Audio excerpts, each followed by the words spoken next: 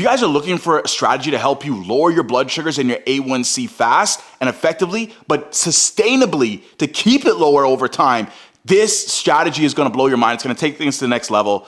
I don't know why no one's talking about this strategy more, but this is gonna help you because I got my warriors on deck. I'm gonna make sure y'all are taken care of. It must be the Shilajit I'm on, guys. The energy that I have today is phenomenal, phenomenal. I'm gonna drop a link if you guys wanna try Shilajit. Check out the videos, it's crazy for energy and all that good stuff. But anyway, if it's your first time on the channel, guys, I help type 1 diabetics to build muscle, burn body fat, and control their blood sugars. But if you're not a diabetic, but you like things like supplements and food reviews, make sure you smash the subscribe button down below too. Hit that bell notification, hit that like button. And we're just gonna dive right into this one, guys. I don't wanna waste you guys' time. Let's just fucking jump into this.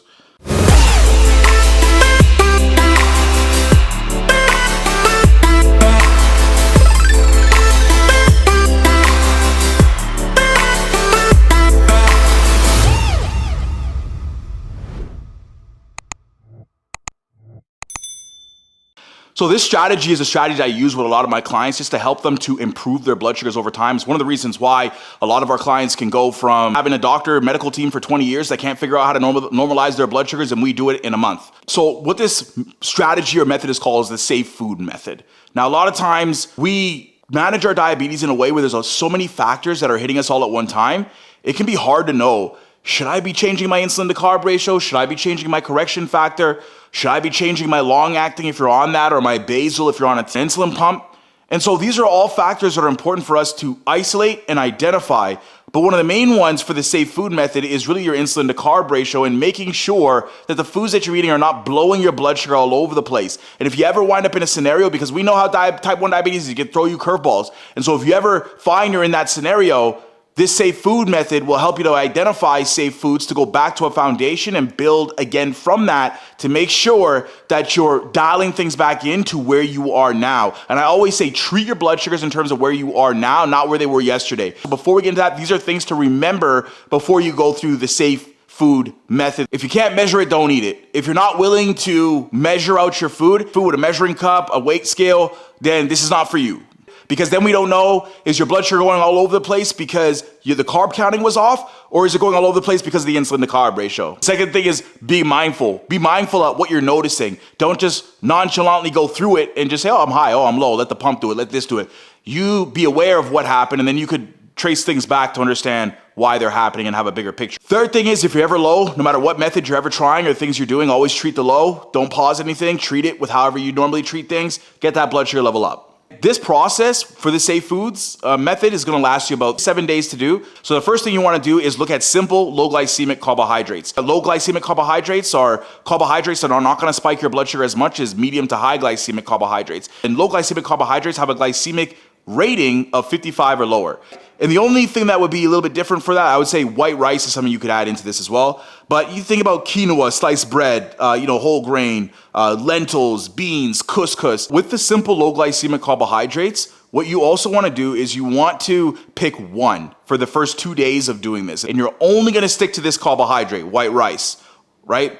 Now from there, 1 cup of cooked white rice is 45 grams of carbohydrate. Try to space your meals out throughout the day with this low glycemic carbohydrate. And what you can also do, you can add in the protein if you want. Stay away from eggs, but I would go things like chicken breast, salmon, things like that are okay. And you could pair that with your meals. Now you take 45 grams of carbohydrates with white rice, keep everything the same. Whatever you're gonna do, if you're gonna pick chicken and rice, stick with chicken and rice for the next 2 days. Whatever you pair, keep everything exactly the same.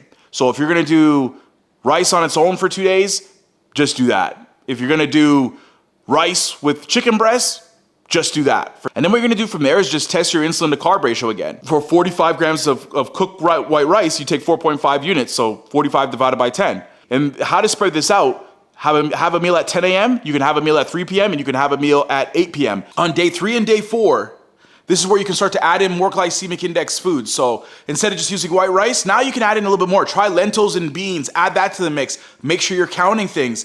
Add in a fruit option here too for day 3 and day 4 and see if you continue to get similar results.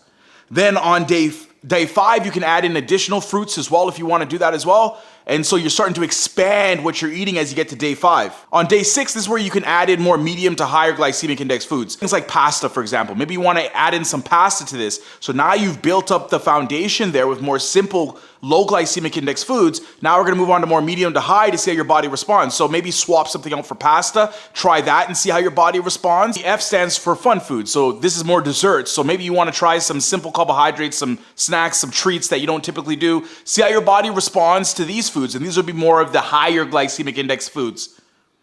Think about things like dessert. Maybe it's a cake. Maybe it's an ice cream that you're measuring out. Things like that.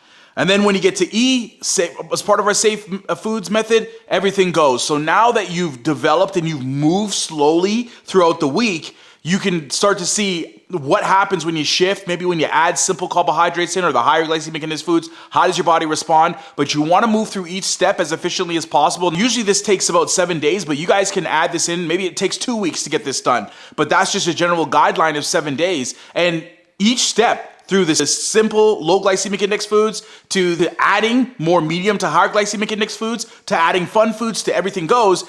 Each notch, don't move if you don't have control. If you're about 85% or more in range and you have more control, then move on to the next step. But if you're not, then just stay with the simple low glycemic index foods till you dial that in and then move to the next step. And remember, you have to wait 5 hours until after you're done a meal to really see how did that insulin, what happened to the insulin during that time. Keep in mind as well, if you add certain things in when you're testing this, like working out, if you're sick and you're highly stressed, this could impact blood sugar levels as well. So usually if you can do this when you get more of a baseline, it'll help to balance things out better for you. But if you are going to train and work out, make sure you take that into account based on what you're noticing as well.